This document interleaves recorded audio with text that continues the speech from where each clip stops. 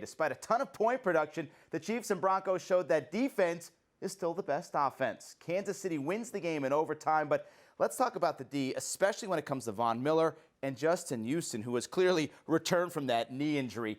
In today's offensive-heavy NFL, Chris, how impressed were you with what those two players were able to do last night on each side of the ball? Well, it were definitely dominant performances by both Justin Houston and Von Miller. Justin Houston coming back a week ago against the Tampa Bay Buccaneers. Didn't really feel like himself, but he certainly got back to that last night, trying to outduel Von Miller and that Denver Broncos defense, do his part in terms of being able to give Kansas City an edge in that game. A critical matchup for the AFC West in terms of where they're jockeying for position in that division, one of the most competitive divisions in football. But those two guys put on a show last night, 20 tackles and 6 sacks combined, both of those two guys. Impressive game. But when we rewind the sequence at the end of the game, when the Denver Broncos had the ball on the edge of field goal range, I thought on that fourth down they might have should line up and go try to hard count and draw the Kansas City defense offside, maybe get a cheap 5 yards, which changes your options for head coach Gary Kubiak.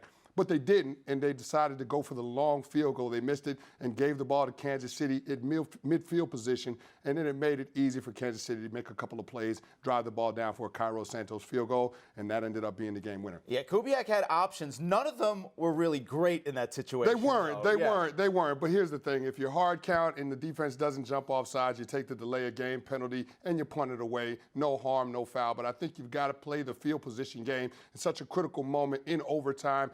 Again, it's a divisional matchup and at home for the Denver Broncos. So it's a situation where you try to play for the tie at home, and when you're on the road, you go for the win. You've got to be more conservative in that situation. I thought he should have tried to draw the defense offside, maybe get a cheap 5 yards with a hard count. But again, you can always second guess. Hindsight is 2020. Let's get now to the main event. Ding, ding, ding. It should be a headliner in Vegas. Josh Norman versus Dez Bryant. The two went at it during the game on Thanksgiving Day. The Cowboys win over the Redskins. And the war of words did not stop there. It escalated over the weekend. Dez had some choice words for Norman, saying Washington should want their money back, clearly playing off of what Norman had said about Dez back when he was playing with the Panthers. When you look at these two, Dez, not a whole lot of production in this game. Norman's big gripe was you can't come talking if you're not going to show up for the matchup.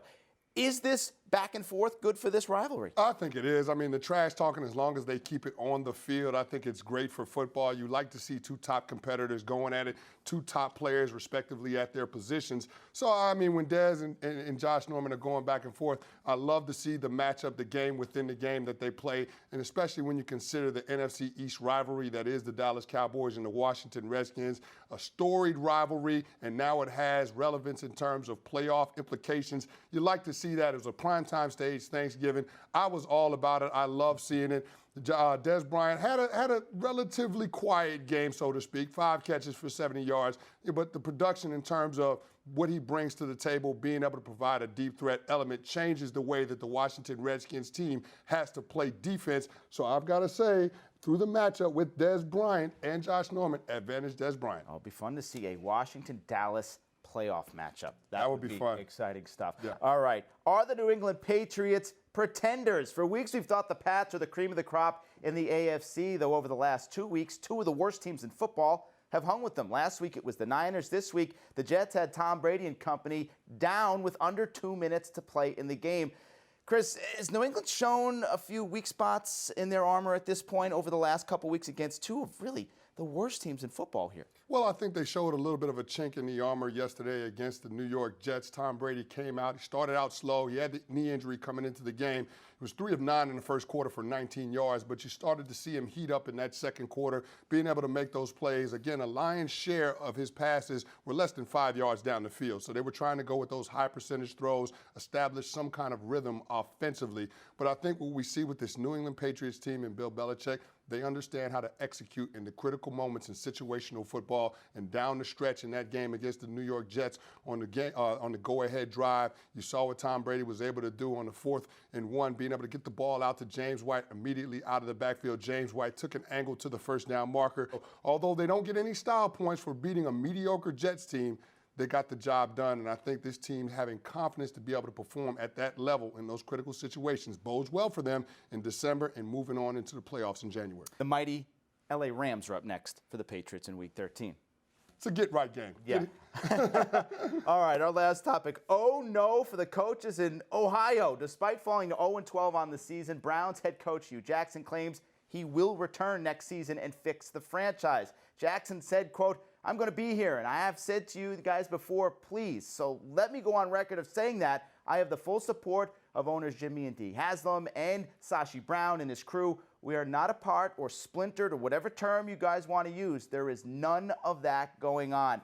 Chris, if the Browns continue to lose here, how realistic is it that Jackson is retained for 2017? I think it's realistic. They're going to give Hugh Jackson some time to get this thing together in Houston. A new regime, a new philosophy in terms of being able to play money ball. The more lotto balls that you have in the lottery, the better chances that you have on hitting on players. Again, they had all the draft picks. They've got 19 rookies on this roster right now. A lot of young guys, over a third of their roster is rookies. So it's going to take some time. Those guys are going to need some experience, and I think it's going to take some time for the Cleveland Browns. But the philosophy is sound, and I think the jury's still out on Sashi Brown and Paul DePodesta, but I think they're going to have a success moving down the road. We just got to trust it and give it some time. Let's move on to Marvin Lewis. Bengals lose again.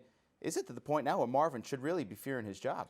Yeah, I think so, because you haven't had a playoff win over the last 5 playoff appearances, and now you're seeing your team implode before your eyes. They're not competitive in the AFC North this year. You're not seeing the style of football that you're accustomed to with the Cincinnati Bengals. The defense, which was supposed to be a strength of your team, has been lackluster. The offense hasn't looked the same now that you've lost Marvin Jones, Mohamed Sanu. Now Gio Bernard and A.J. Green are going to be missing extended periods of time. So it's going to be tough to see the Cincinnati Bengals turning this thing around this season. And I think you've got to look at the message. You've got to look at the head coach and say, maybe our program is not going in the direction that it should be.